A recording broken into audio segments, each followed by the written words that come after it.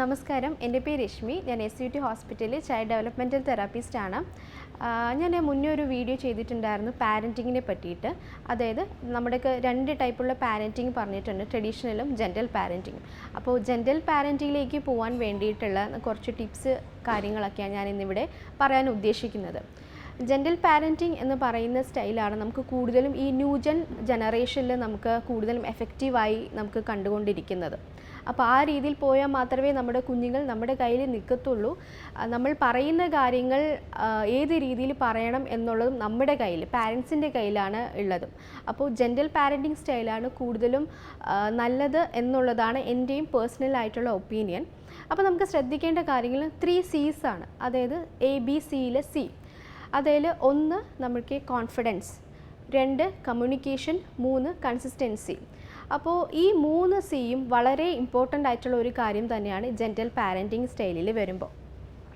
ഇത് 3ഉം ഒരുമിച്ച് ചേർത്ത് ഞാനങ്ങ് പറയുവാണ്. നമ്മൾ കുഞ്ഞുങ്ങളോട് ഒരു കാര്യം പറയുന്ന സമയത്ത് നമ്മൾ ഒരിക്കലും ഷൗട്ട് ചെയ്യാനോ ഒന്നും പാടില്ല. നമ്മൾ പറയുന്നത് എന്താണോ, അപ്പോൾ നമുക്ക് വർക്ക് ലോഡും ഒക്കെ കഴിഞ്ഞിട്ടായിരിക്കും നമ്മൾ വീട്ടിൽ വരുന്നത്, ആ ഒരു സ്ട്രെസ്സും കാര്യത്തിലോട്ടായിരിക്കും നമ്മൾ ഇരിക്കുന്നതും. പക്ഷേ കുഞ്ഞുങ്ങളോട് നമ്മൾ കമ്മ്യൂണിക്കേറ്റ് ചെയ്യുന്ന സമയത്ത് നമ്മുടെ സ്ട്രെസ്സും കാര്യങ്ങളും എല്ലാം ഒന്ന് മാറ്റി വയ്ക്കുക.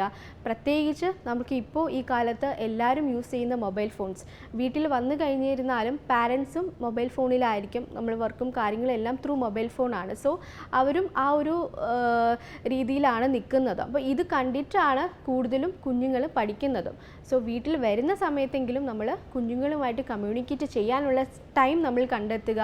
അവരുടെ പ്രശ്നങ്ങൾ എന്താണെന്നുള്ളത് നമ്മൾ അവരോട് തന്നെ ചോദിച്ച് മനസ്സിലാക്കാനായിട്ട് ശ്രമിക്കുക. ഇതിനെല്ലാം നമ്മൾ ഈ ജെൻറൽ പാരൻറ്റിങ് സ്റ്റൈൽ വേണം നമ്മൾ സ്വീകരിക്കാനും. കാരണം ഇവരോട് കമ്മ്യൂണിക്കേറ്റ് ചെയ്യുമ്പോൾ നമ്മൾ അവരെന്തെങ്കിലും ഒരു കാര്യം പറഞ്ഞു വരുവാണ് എന്നുണ്ടെങ്കിൽ നമ്മൾ ഉടനെ ദേഷ്യപ്പെടുക അല്ലെങ്കിൽ നോ പറയുക, ഇങ്ങനെയുള്ള കാര്യങ്ങൾ പറയുമ്പോൾ അവർക്ക് അവർ പറയാൻ ഉദ്ദേശിക്കുന്ന കാര്യങ്ങൾ നമ്മളോട് പറയാൻ മടി കാണിക്കും.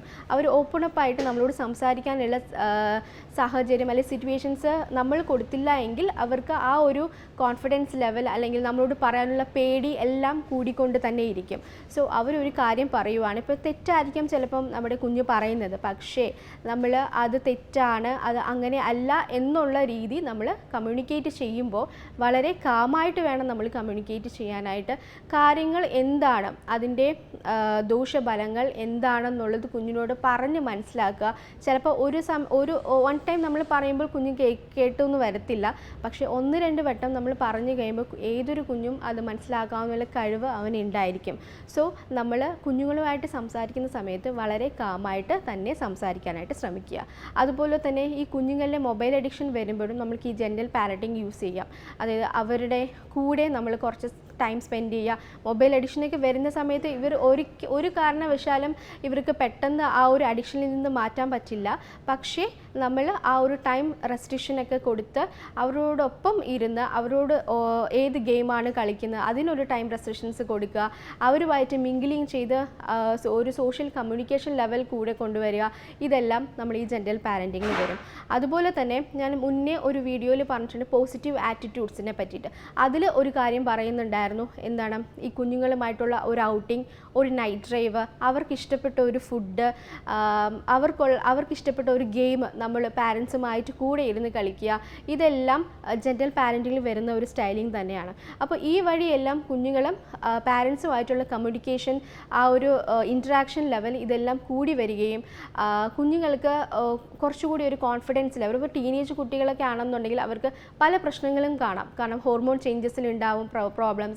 അതുപോലെ തന്നെ ചിലപ്പോൾ കോളേജിൽ പഠിക്കുന്ന കുട്ടികൾ അങ്ങനെയൊക്കെ ആകുമ്പോൾ വേറെ രീതിയിലുള്ള പ്രശ്നങ്ങൾ, അല്ലെങ്കിൽ ഫ്രണ്ട്സുമായിട്ടുള്ള കോൺഫ്ലിക്ട്സ്, അല്ലെങ്കിൽ ടീച്ചേഴ്സുമായിട്ടുള്ള പ്രോബ്ലംസ്, ഇതെല്ലാം കുഞ്ഞുങ്ങളുടെ മനസ്സിലുണ്ടായിരിക്കും. നമ്മൾ എത്രത്തോളം കുഞ്ഞുങ്ങളുമായിട്ട് ഫ്രീ ആവുന്നു ആ ഒരു രീതിയിൽ മാത്രമേ കുഞ്ഞുങ്ങൾ നമ്മളുമായിട്ട് കമ്മ്യൂണിക്കേറ്റ് ചെയ്യുന്നുള്ളൂ. പ്രത്യേകിച്ച് നമുക്കറിയാം പണ്ട് കാലത്തെ കുട്ടികളല്ല, ന്യൂ ജനറേഷനാണ്.